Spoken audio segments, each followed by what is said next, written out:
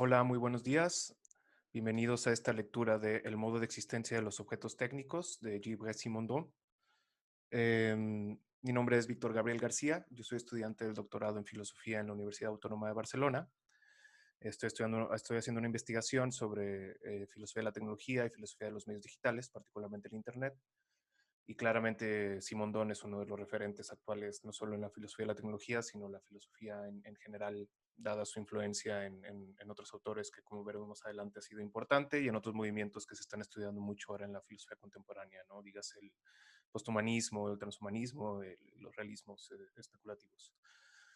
Me parece importante hacer una lectura del modo de existencia porque es uno de los libros de Simondon pues que más ha tenido impacto en este contexto y en esta condición contemporánea de hipermediación y hipertecnologización y que pues ha sido rescatado Simondon para tratar de dar luz sobre estos eh, fenómenos que vemos ahora, ¿no? Entonces, pues este libro ha sido muy importante para la filosofía contemporánea y creo que me parece relevante leerlo detalladamente o relativamente a detalle, eh, pues a efecto de dilucidar cuáles son los argumentos que Simondon plantea, ¿no? Bueno, primero lo que voy a hacer es hablar un poco de Simondon en general. Él es un filósofo y psicólogo francés. Él nació en Saint-Étienne en 1924 y murió en París en 1989.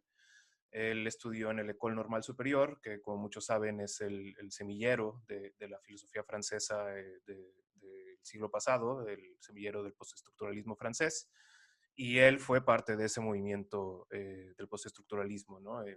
Tal vez no el más conocido o el intelectual más público de ese tiempo, que claramente pues, era como Foucault o previamente Sartre también estaba muy activo en la arena pública, pero él estaba metido en ese, eh, pues en la universidad, ¿no? Él fue alumno de Jean Hippolyte, de Maurice Merleau-Ponty, de Jean Wall y de Jacques Lacan, con quien llevó alguna clase sobre Heidegger junto con Jean Wall. Y, y pues nada, y fue parte de la generación en los mismos años aproximadamente de Gilles Deleuze, de Michel Foucault, de Jacques Derrida.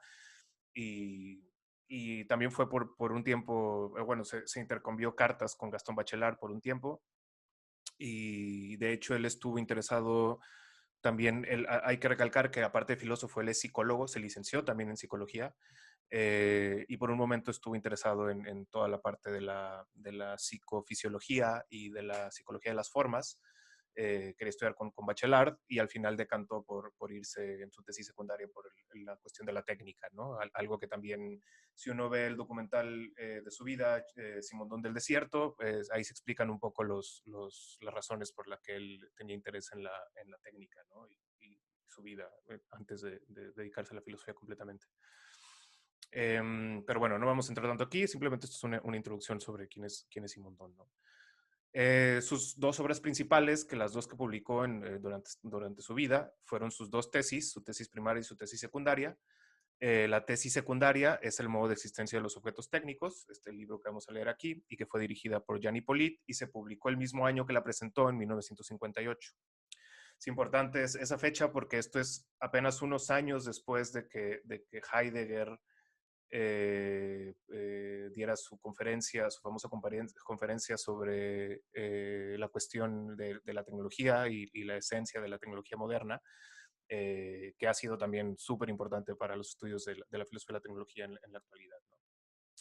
Y también escribió este libro de la individuación, o su tesis doctoral primaria, La individuación a la luz de las nociones de forma y de información, una obra ontológica, una obra donde trata de establecer sus argumentos sobre, bueno, su crítica al ilimorfismo aristotélico, a la sustancia y su modo de ver la ontología que tiene que ver con procesos de transducción, con procesos de desdoblamiento, donde energía, forma y materia conjugan o unen diferentes órdenes de magnitud y disparan individuos relativos o relativamente eh, individuados y siempre en relación con un medio asociado, ¿no? Esto es importante porque de alguna manera la teoría de la individuación de Simondon queda plasmada obviamente en su segunda tesis, en el modo de existencia de los objetos técnicos, pero no sigue mucho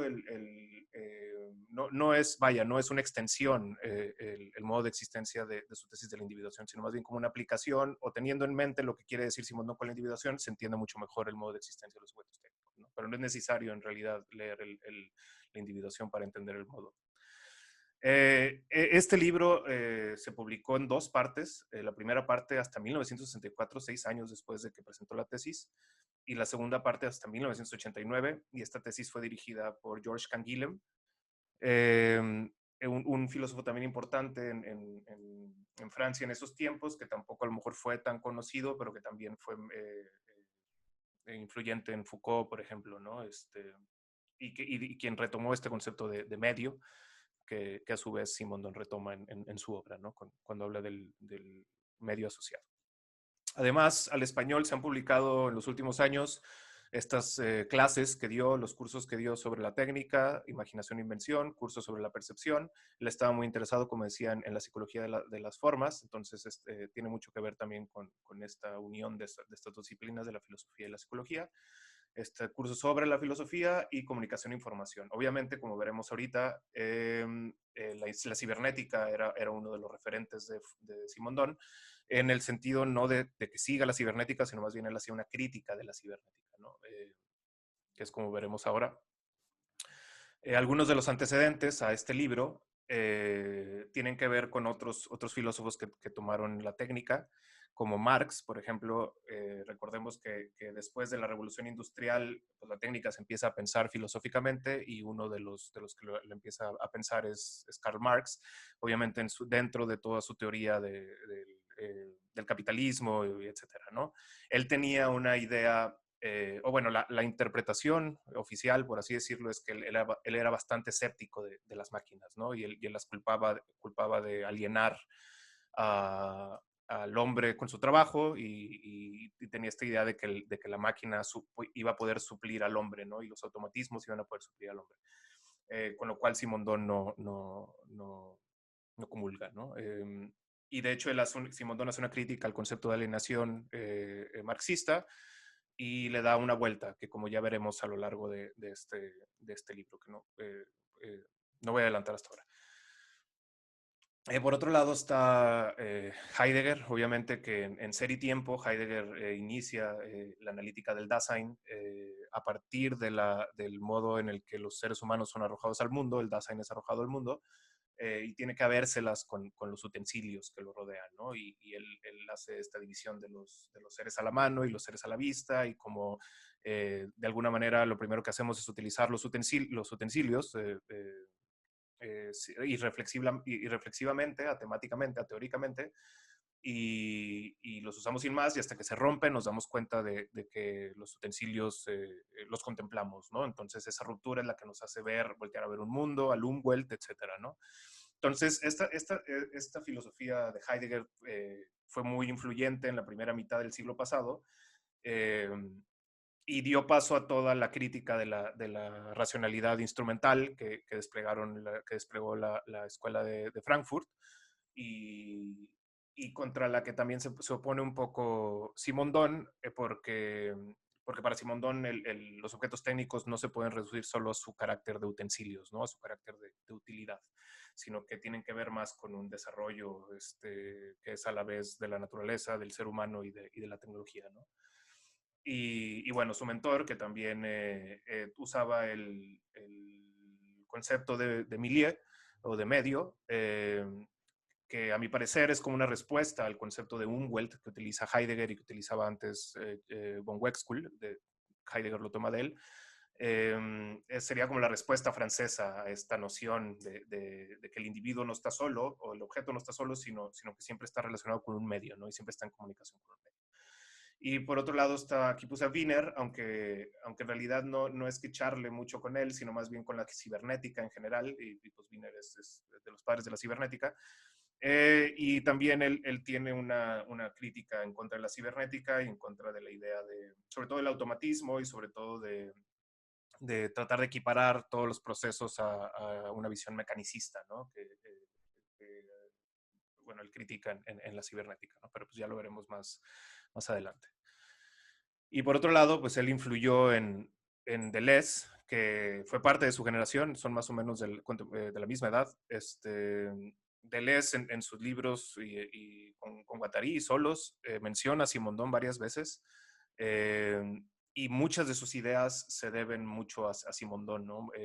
Ya se está descubriendo en los últimos años, bueno, sobre todo en la filosofía fuera de Francia, la influencia que tuvo Simondon en sus conceptos, en toda la cuestión maquínica, en toda la cuestión de lo virtual, en la cuestión de la transducción. Son conceptos simondonianos que permearon en la filosofía de Deleuze y de alguna manera pues, están presentes ahí, simplemente que en Deleuze pues obviamente adquieren otro carácter y están en un lenguaje mucho más esotérico y mucho más oscuro y de acuerdo a su propio modelo esquizoide de pensar, ¿no? También, aquí no los puse, pero también, como menciona Esteban Rodríguez, me parece que es el traductor de Simondón al español, filósofo argentino. Eh, También Marcuse lo cita en El hombre unidimensional y Baudrillard también lo cita en alguno de sus libros, ¿no? Y pues aquí Derrida también de alguna manera fue influenciado un poco por Simondón y pues nada, de su generación ellos eran más o menos los que escucharon un poco a Simondón. Y ya más recientemente, Bernard Stiegler trata de tender ese puente entre Heidegger, Derrida y Simondon, y su alumno Yuk Hui, que ha tenido mucho impacto también últimamente por sus libros sobre filosofía de la tecnología, eh, y que también, bueno, fue alumno de Stiegler y pues también retoma esa misma línea de Stiegler, Simondon, Heidegger, Derrida, también está latente en su obra. Entonces, bueno, entrando, lo que voy a hacer ahora va a ser leer simplemente en este video la introducción al libro del modo de existencia de los objetos técnicos para tratar de ver qué es lo que quiere hacer Simondon con este libro, cuál es la intención y cuál es, desde dónde está hablando, ¿no? Sobre todo, cuáles son sus filias y fobias o contra qué se está peleando, ¿no? Que como ya vimos, tiene mucho que ver el diálogo con Marx, con Heidegger, con la cibernética, ¿no? Sobre todo. Y bueno, él dice tajantemente desde la primera línea de su libro que la motivación de este es suscitar una toma de conciencia del sentido de los objetos técnicos. Entonces, ahí está el objetivo del libro, ¿no? ¿Qué es? Quiero hacer que la gente tome conciencia de cuál es el sentido de estos objetos técnicos, ¿no? Porque él ve que la cultura y la técnica han estado contrapuestas durante mucho tiempo, ¿no? Lo que se considera cultural se ve como algo que fuera humano y lo que se considera técnico es como algo no humano, ¿no? Y eso lo vemos incluso hasta ahora, ¿no? Pensemos en la inteligencia artificial o en estas tecnologías nuevas, lo técnico se ve como algo ajeno, ¿no? Como algo alienígena, externo a nosotros, y lo que quiere hacer Simondon, al contrario, es ponerlos en el mismo nivel, ¿no? Tratar de rechazar la primacía ontológica del ser humano o de la naturaleza y en realidad ponerlas al mismo nivel de la técnica o de la técnica al mismo nivel de las otras, ¿no?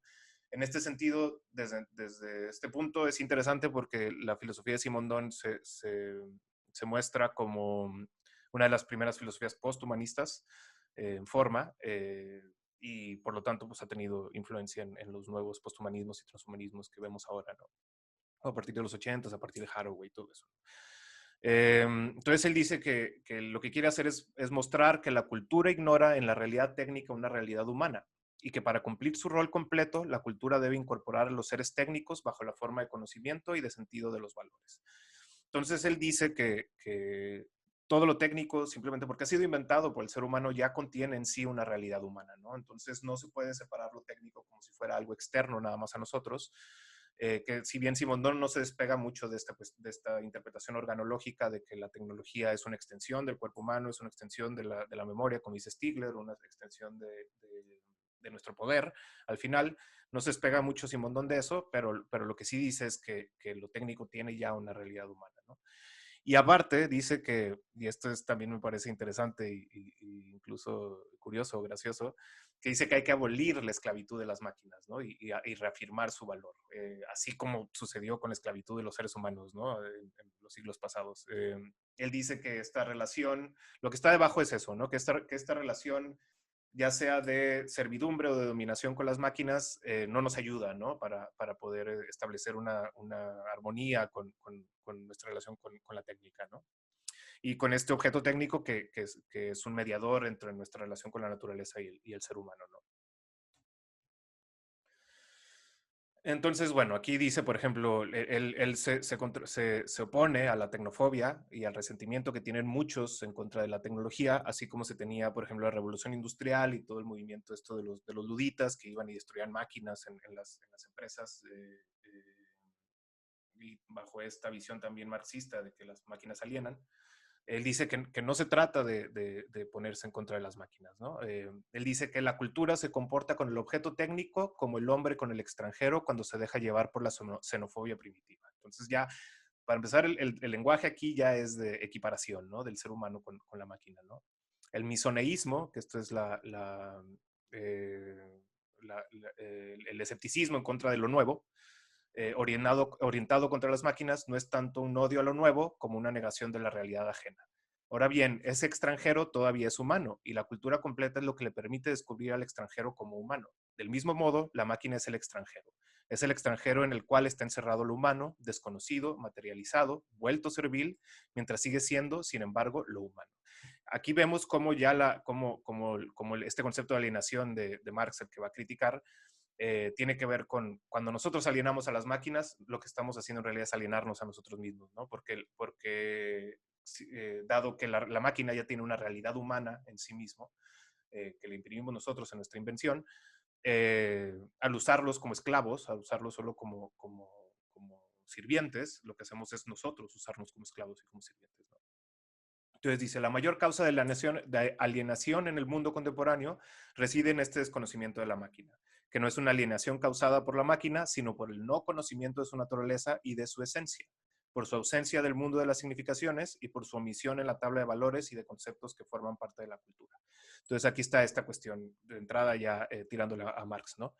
La mayor causa de alienación tiene que ver con el desconocimiento de la máquina, no está en la máquina en sí mismo, ¿no? Habrá otras interpretaciones que, de hecho, yo leyendo Marx, me parece que cuando sacas el componente capitalista, cuando él está hablando de sociedades precapitalistas, él habla de la máquina como un órgano del ser humano, ¿no? Y no lo ve negativamente, simplemente cuando entra dentro de toda esta dinámica capitalista, pues la máquina se vuelve un enemigo, ¿no? Pero bueno, aquí Simondon se está peleando claramente con esta interpretación de que la máquina no es la que aliena lo que aliena es el no conocimiento de su naturaleza y de su esencia y el hecho de haberlo sacado de este mundo de las significaciones, es decir, de la cultura, ¿no? Entonces, como no se valora o no hay manera de acercarnos a la técnica desde la cultura, nos alienamos de ella, ¿no? Y lo vemos como algo externo o algo extranjero, ¿no? Entonces él hace una distinción entre tres tipos de objetos, ¿no? El objeto estético, el objeto sagrado y el objeto técnico. El objeto estético, como aquí estoy poniendo esta obra de Breton, una obra de arte, pues es una obra creada por el ser humano y a la cual le atribuimos, está dentro de la cultura, ¿no? Tiene valores culturales porque nos dice algo sobre la vida o nos dice algo es una expresión, ¿no? Como tal. El objeto sagrado, en cambio, pues es algo que se idolatra, ¿no? Y el objeto técnico, como lo vemos, es algo que hasta ahora, no hasta ahora, pero que se ha visto comúnmente como algo que nada más se usa, ¿no? Un utensilio, como puede ser un coche, ¿no? Pero lo que dice Simondón es que está el otro lado, ¿no? Si hay gente que duda mucho de la tecnología o que es escéptico de la tecnología, hay otros que al contrario, sobre todo los que están más cercanos a ella, los científicos o los ingenieros, que la idolatran. Entonces llega el punto en el que hacen del objeto técnico un objeto sagrado, lo cual también es algo no deseable, ¿no? Para poder estar al mismo nivel de los objetos técnicos, ¿no? Él dice que la sacralización del objeto técnico deviene en una idolatría de la máquina. Entonces nace un tecnicismo intemperante que no es más que una idolatría de la máquina. Y a través de esta idolatría, por medio de una identificación, una aspiración tecnocrática al poder incondicional, el deseo de potencia consagra a la máquina como medio de supremacía y hace de ella el filtro moderno. El hombre que quiere dominar a sus semejantes suscita a la máquina androide, abdica entonces frente a ella y le delega su humanidad. Entonces, aquí Simondon se está peleando con la gente que idolatra a las máquinas. Lo que hace es que en realidad lo que hace es dejar explícitos sus deseos de poder tecnocrático o sus deseos de poder extender el poder humano de tal manera aplastante, ¿no? De tal manera que sea un poder incondicional, ¿no? Como lo llama él, ¿no? Entonces la máquina es un medio de supremacía y esta visión de la máquina a la que le estamos delegando la humanidad es la visión que devino en lo que ahora conocemos como un androide, un robot, ¿no? O sea, esta máquina antropomorfizada que tiene todas las capacidades humanas y que fuera simplemente es hecha de materiales sintéticos o no orgánicos. Eh, y que bueno, él dice que es el otro extremo, ¿no? O sea, él le parece ridícula esta idea de la máquina antropomorfizada y del robot, ¿no? No cree en esta visión y que al contrario lo que hace es explicitar la capacidad de poder y de imposición mediante la que se quieren usar las máquinas, son las que se usan incluso actualmente con la guerra, por ejemplo, ¿no?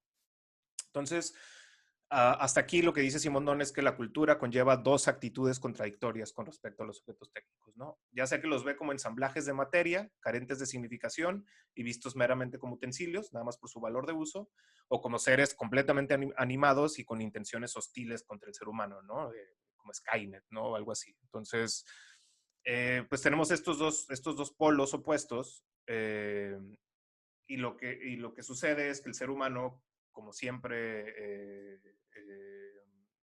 sospechoso de lo nuevo, lo que hace es dominar a la máquina para poder sentir poder sobre ella o para poder sentir seguridad sin sentirse amenazado sobre las capacidades que puede tener la máquina en su vida, ¿no? Y Simondon dice que esta contradicción se debe a una ambigüedad de las ideas en torno a lo que conocemos como el automatismo, ¿no? Que era algo con lo que se peleaba Marx y Heidegger también, ¿no? Que cuando él empieza a hablar en esta conferencia de la cuestión sobre la tecnología, pues él dice el gestei, que es el encuadre la disposición que provoca la ciencia o la técnica moderna, pues es una en la que nos hace irreflexivos, ¿no? Que oculta el ser en lugar de develarlo. Entonces, y esto se debe a que la ciencia, él dice en otro lado también que la ciencia no reflexiona, ¿no? La ciencia no piensa, porque simplemente calcula. Entonces, esta idea de que cuando usamos las cosas nada más por ciencia y deviene un automatismo y se vuelve algo antihumano, ¿no? Porque no estamos reflexionando sobre ello. Y dice Simondon, pues sí, igual Marx también el automatismo pues, le parece algo que aliena al ser humano porque le impide mantener una relación íntima con su trabajo, ¿no? Entonces simplemente lo hace la máquina y él se desprende de su labor nada más por estarle picando un botón o nada más estar haciendo una parte del proceso y no sentir esa cercanía con su trabajo final, ¿no? El producto final. Entonces, esta contradicción, dice Simondon, se debe a la ambigüedad que se tienen de las ideas en torno al automatismo. Y dice, pero el automatismo es lo que menos se debe temer, porque es en realidad un grado bajo de perfección técnica, ¿no? Y en este sentido, él le atribuye que esta sospecha sobre el automatismo tiene que ver más con cuestiones económicas o sociales que con cuestiones técnicas, ¿no? Dice, el verdadero perfeccionamiento de las máquinas, aquel del cual se puede decir que eleva el grado de tecnicidad, corresponde no a un acrecentamiento del automatismo, sino por el contrario, al hecho de que el funcionamiento de una máquina preserva un cierto margen de determinación. Es este margen lo que permite a la máquina ser sensible a una información exterior. Entonces, un autómata, por ejemplo, el autómata vivo al lado de una estación de bomberos y al parecer aquí en Barcelona se queman las casas cada 2 segundos. El verdadero perfeccionamiento de las máquinas, aquel del cual se puede decir que eleva el grado de tecnicidad, corresponde no a un acrecentamiento del automatismo, sino por el contrario al hecho de que el funcionamiento de una máquina preserve un cierto margen de determinación. Este margen lo que permite a la máquina ser sensible a una información exterior. Entonces, por ejemplo, pensemos en el autómata del Renacimiento, de Descartes, que era a ver si lo pongo aquí,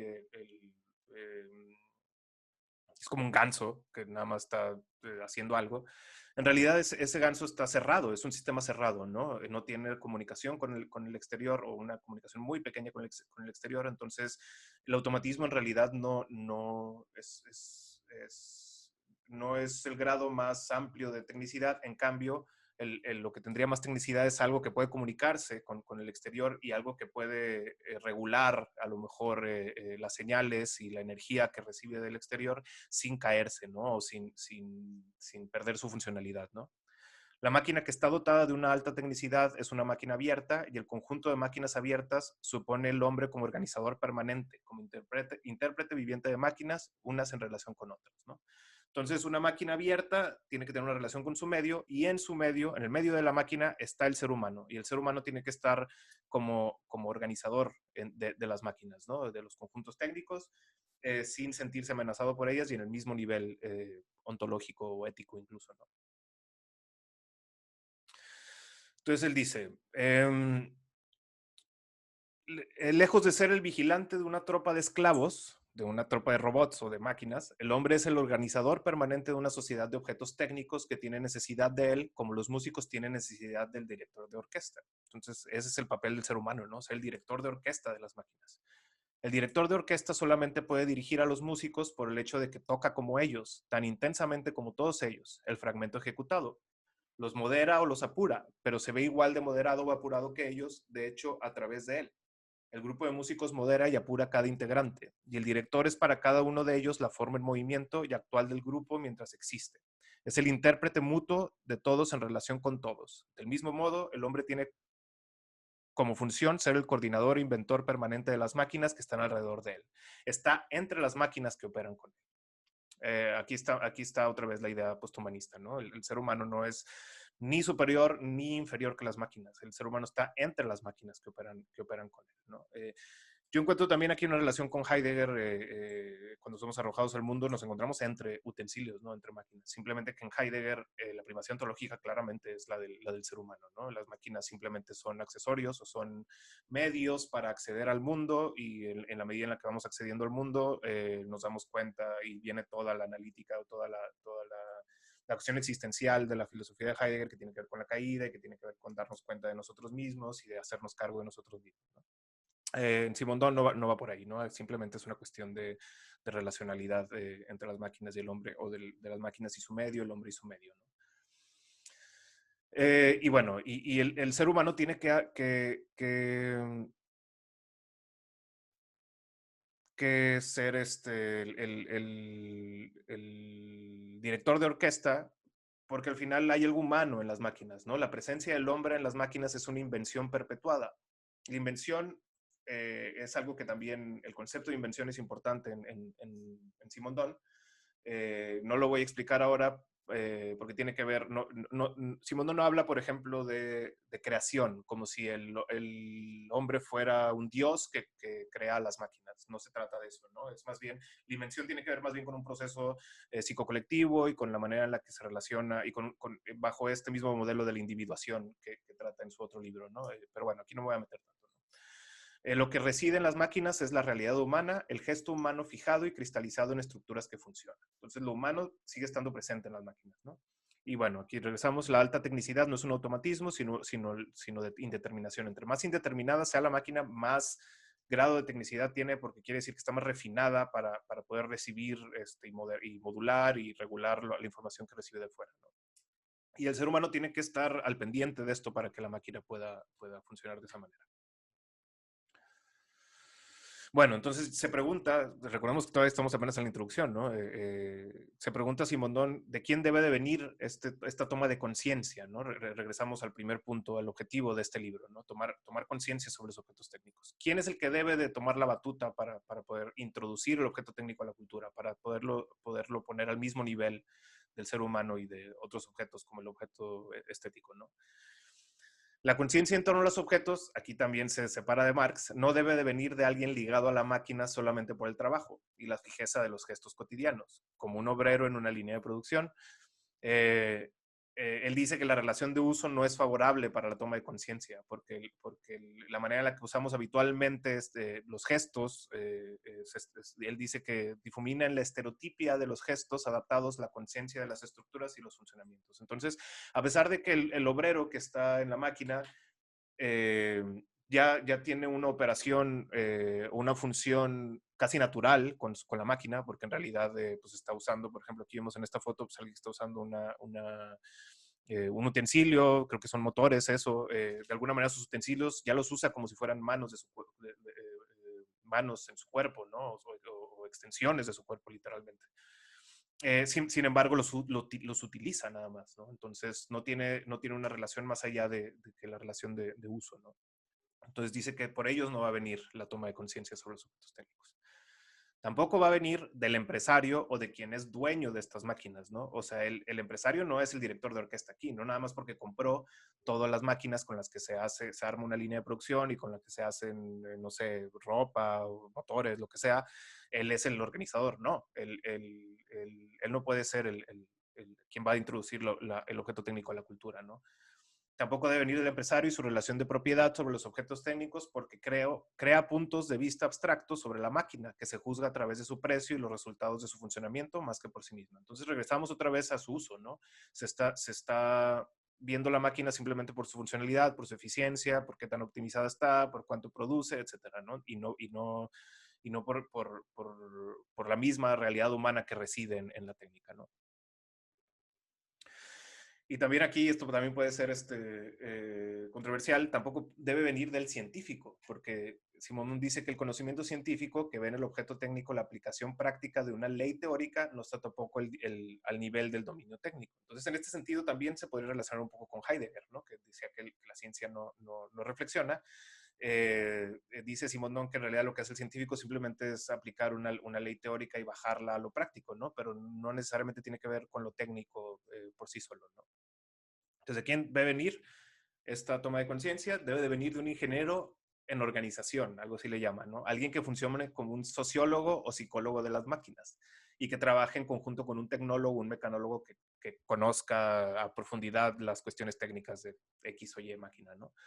Entonces tiene que haber alguien que se preocupe por la psique de la máquina, o que se preocupe por su organización, o su posición social, ¿no? Casi en las fábricas, por ejemplo, ¿no? Lo cual pues ya es eh, interesante, ¿no? Por decirlo menos. Obviamente, ¿quién va a ser el sociólogo, el psicólogo? El filósofo, ¿no? El filósofo es el que tiene la capacidad de pensar a las máquinas y es el que tiene que introducir el objeto técnico a la cultura, ¿no? Digo, ya saben cómo somos los filósofos, que para todo quieren ser reyes y etcétera, ¿no? Bueno, aquí quiero poner un paréntesis, sobre todo porque Carl Mitcham, que es uno de un filósofo también de la tecnología y quien escribió este libro importante sobre la historia de la filosofía de la tecnología, en este libro él divide las dos corrientes bajo las que se ha escrito la filosofía de la tecnología, ya sea la visión ingenieril o la visión humanista, ¿no? La visión ingenieril, él dice, es la que analiza la técnica desde adentro, o sea, desde los procesos meramente técnicos, ¿no? Y los humanistas son los que analizan la técnica desde afuera, es decir, sus impactos sociales, culturales, etcétera, ¿no? Entonces, los humanistas, por ejemplo, pues tenemos a Heidegger, Ortega y Gasset, a Lewis Mumford, Jacques Ellul y la Escuela de Frankfurt, ¿no? Que está muy interesado en estos impactos de la tecnología en la sociedad y de los medios también, ¿no? En cambio, están quienes analizan la técnica, que son casi siempre más ingenieros, de Sauer, Rapp, Lafitte, Van Riesen y Simondon. Él pone a Simondon dentro de los ingenieros, ¿no? Porque si uno lee el libro de Simondon, hay muchos ejemplos técnicos, su lenguaje puede ser muy técnico en cuanto a la manera en la que se refiere a los objetos técnicos. Sabe de ingeniería, lo cual es interesante para un filósofo. De hecho, en sus tiempos, después de haberse licenciado de filosofía, se fue a dar clases a una prepa, recibió su agregación y se fue a dar clases a una prepa, me parece que en Tux o en Lyon, no me acuerdo dónde era. Y ahí en sus clases de prepa dice que una vez puso a hacer a sus alumnos una televisión, entonces que él construyó una televisión con sus alumnos. Entonces, de realidad él tenía mucho interés también en la cuestión técnica, Pero pongo este paréntesis porque en realidad Simondón yo lo pondría más en la visión humanista, ¿no? O es la síntesis en realidad de estas dos visiones. Es la síntesis de la visión ingenieril y la visión humanista, tratando de conjugar estas dos disciplinas que parecen ser, que parecen discrepar o que parecen provenir de diferentes lugares y tratarlas de poner bajo una misma, un mismo lenguaje en común, ¿no? Entonces, bueno, ya. Entonces, aquí ya se está preguntando, pues bueno, ¿qué es esta persona, el psicólogo o el sociólogo de las máquinas y el tecnólogo? ¿Cómo pueden volver a dar a la cultura el carácter verdaderamente general que ha perdido? Es preciso poder volver a introducir en ella la conciencia de la naturaleza de las máquinas, de sus relaciones mutuas y de sus relaciones con el ser humano, y de los valores implicados en estas relaciones. Esta toma de conciencia precisa de la existencia, junto con el psicólogo y el sociólogo, del tecnólogo o el mecanólogo. Lo que es más, los esquemas fundamentales de causalidad y de regulación que constituyen una axiomática de la tecnología deben ser enseñados de manera universal, como son enseñados los fundamentos de la cultura literaria. Entonces, no nada más se trata de entender a las máquinas a nivel especializado, ¿no? De algo contra la hipertelia o la sobreespecialización, es algo contra lo que también se opone Simondón, sino que también debe de ser enseñado de manera universal, así como se enseña literatura en la primaria, ¿no? O se enseña en la secundaria o cuando sea que se enseñe, ¿no? Es algo que se tiene que enseñar y se tiene que inculcar desde niño, ¿no? La iniciación a las técnicas se debe situar en el mismo plano que la educación científica.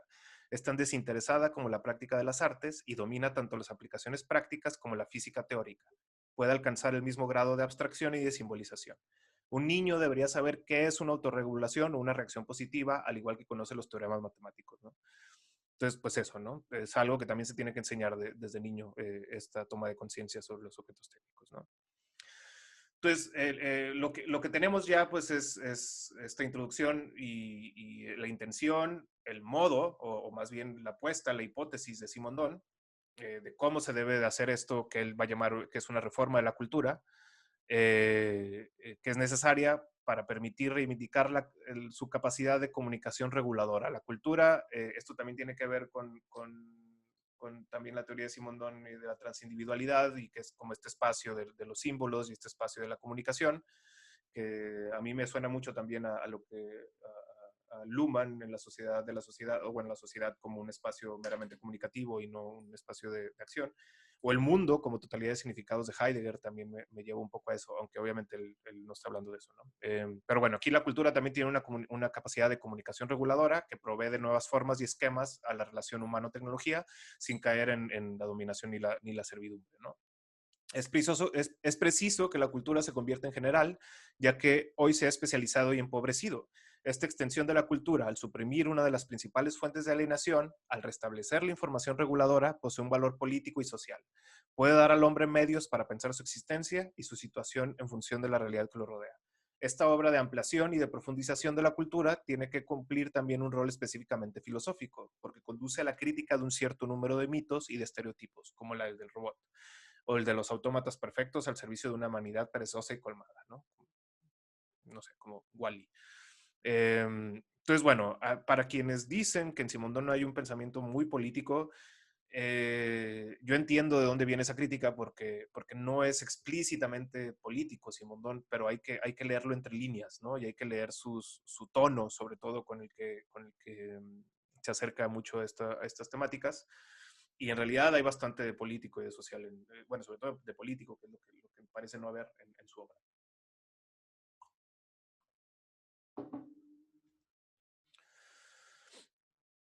Y bueno, dice que para operar esta toma de conciencia, y estamos terminando con la introducción, es preciso buscar definir al objeto técnico en sí mismo a través del proceso de concretización y de sobredeterminación funcional que le da su consistencia al término de una evolución, probando que uno no podría ser considerado como un puro utensilio. Ahí está otra vez la crítica a Heidegger. Pongo aquí en negritas los conceptos de concretización, sobredeterminación y evolución, porque aparecerán de nuevo a lo largo del libro mientras vayamos leyendo, y que también se refieren al modelo de la individualización, de la individuación de la que habla en su otro libro. Simplemente aquí le cambia, habla de concretización, habla de individualización, habla de también el objeto abstracto y de la evolución, ¿no? Y del progreso técnico, que son diferentes. Entonces aquí ya está lanzando algunos de los conceptos que va a utilizar. Dice, las modalidades de esta génesis permiten apresar los tres niveles del objeto técnico y su coordinación temporal no dialéctica, el elemento, el individuo, el conjunto. No es esta parte de lo no dialéctico es importante porque la evolución del objeto técnico de elemento, individuo y conjunto, algo que veremos ahorita rápidamente, no es una cuestión dialéctica, no es que haya como Hegel, pues, de que algo llegue y te reacciones y te lleves y luego te vuelve a hacer síntesis. Simplemente puede haber una evolución incluso no lineal, puede haber una evolución de un objeto técnico que se dio por obsoleto hace muchos años y que se vuelve a redescubrir y se le ponen y resulta que es más eficiente o que resuelve mejor algún problema que el objeto que estamos utilizando en este momento, ¿no? Entonces hay un auge nuevo con ese objeto. Entonces no es una cuestión dialéctica ni lineal. Y un poquito para terminar, voy a definir un poco, él habla del elemento técnico, el individuo técnico y el conjunto técnico, que los mencionará a lo largo de su obra, y hay que entenderlo un poco, él lo relaciona por una parte con un periodo histórico y con un tipo de funcionalidad, ¿no? Por ejemplo, el elemento técnico que podría ser entendido como las herramientas básicas que se utilizaron hasta antes de la Revolución Industrial, básicas relativamente, porque ya había a lo mejor un poco de máquinas un poco más complejas, al menos después del Renacimiento, o antes incluso puede ser. Pero bueno, lo que dice es que cuando se considera la técnica, el objeto técnico como un elemento, no causa amenaza en el ser humano, el ser humano no se ve amenazado por él, porque representa, y de hecho dice que representa el clímax del optimismo del siglo XVIII, ¿no? Que introducía la idea de progreso continuo e indefinido, aportando una mejora constante de la suerte del hombre. Entonces, como el hombre era el que portaba las herramientas, como era el que usaba el martillo, el que usaba la pala, pues dice, yo lo controlo, ¿no? Y la técnica es mía y está en mi mano, ¿no? Entonces no me causa amenaza porque es un arma mía. Pero cuando las máquinas o el individuo, al nivel del individuo técnico, que se empiezan a autorregular o que empiezan a poder realizar acciones y portar sus propias herramientas, el ser humano es cuando se empieza a sospechar de la máquina, porque dice, pues si la máquina también puede utilizar el martillo, si la máquina también puede cavar, o si puede hacer lo mismo que yo hago con mi pala y lo hace todavía mucho mejor y lo hace más rápido y lo hace con más fuerza, entonces yo para qué sirvo, ¿no? Entonces aquí ya caza una amenaza pues en la revolución industrial vemos todos los efectos que causó, sobre todo con lo que decía de los luditas, etcétera, ¿no? El ser humano era el portador de las herramientas antes, luego las máquinas industriales comienzan a cumplir esa función y también se acompaña de una idea dramática y apasionada de progreso en clave de dominante, ¿no? En el caso extremo, cuando se ven positivamente las máquinas, entonces más bien es como, estamos progresando y estamos conquistando la naturaleza con estas máquinas cada vez más avanzadas, ¿no? Y esta visión tecnocrática del poder, ¿no? Y luego entramos ya en el siglo pasado, que ya empiezan, que las máquinas empiezan a ser todavía mucho más complejas y que dejan de lado la parte más mecánica para convertirse más en informáticas. Y tenemos estos ensamblajes técnicos, ¿no? Que ya conjugan muchos subsistemas técnicos en un solo sistema, ¿no? El ordenador, la computadora, por ejemplo, ¿no? Entonces, a partir del siglo XX, el energetismo termodinámico se ve reemplazado por la teoría de la información. Son sistemas complejos que combinan diferentes elementos mecánicos, eléctricos, etcétera, y en este estrato la máquina es aquello por medio de lo cual el hombre se opone a la muerte del universo, hace más lenta como la vida la degradación de la energía y se convierte en estabilizadora del mundo. Entonces, este es el nivel en el que estamos, en el que ha evolucionado el objeto técnico, y este es el nivel en el que el ser humano tiene que posicionarse como organizador de la técnica, ¿no? Como alguien que regule, que sea interfaz del objeto técnico con la naturaleza, con el medio, ¿no? Porque si vemos esta triada bajo la que siempre se ha visto la relación ser humano, tecnología, naturaleza, siempre se ponía el ser humano arriba de las dos, ¿no? Bueno, hay muchas interpretaciones, pues, pero el ser humano es como la técnica, yo conquisto a la naturaleza a través de la técnica, entonces la técnica tiene que ser mía, la naturaleza tiene que ser mía, ¿no? Y en el conjunto técnico no, a lo mejor nosotros también, nosotros somos medios del objeto técnico, nosotros somos medios de la naturaleza, ¿no? Estamos al mismo nivel de relación. Entonces, y con esto termina la introducción Simondón, que dice, esta modificación de la mirada filosófica sobre el objeto técnico anuncia la posibilidad de una introducción del ser técnico en la cultura. Esta integración, que no se pudo operar de manera definitiva ni en el nivel de los elementos ni en el nivel de los individuos, se podrá operar con más chances de estabilidad en el nivel de los conjuntos. La realidad técnica convertida en reguladora se podrá integrar a la cultura, reguladora por esencia. Esta integración solo podía producirse por agregación del tiempo en el que la tecnicidad residía en los elementos, por fractura y revolución del tiempo en el que la tecnicidad residía con los nuevos individuos técnicos. Hoy, la tecnicidad tiende a residir en los conjuntos. Puede entonces convertirse en un fundamento de la cultura, a la cual aportará un poder de unidad y estabilidad, volviéndola adecuada a la realidad que expresa. Entonces, pues esa. Esa sería la apuesta de Simondon en su introducción, ¿no? Como vemos, tenemos varias ideas ya que se adelantan desde esta introducción. La idea de que el ser humano no debe ser ni dominante ni dominador de las máquinas, una idea que ahora se puede leer en clave posthumanista.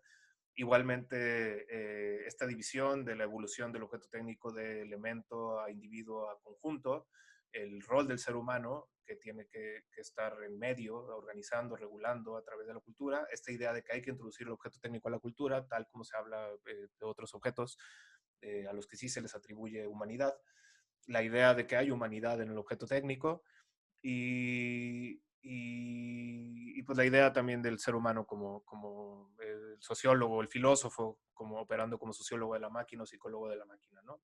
Y bueno, lo que sigue será leer el libro completo, espero.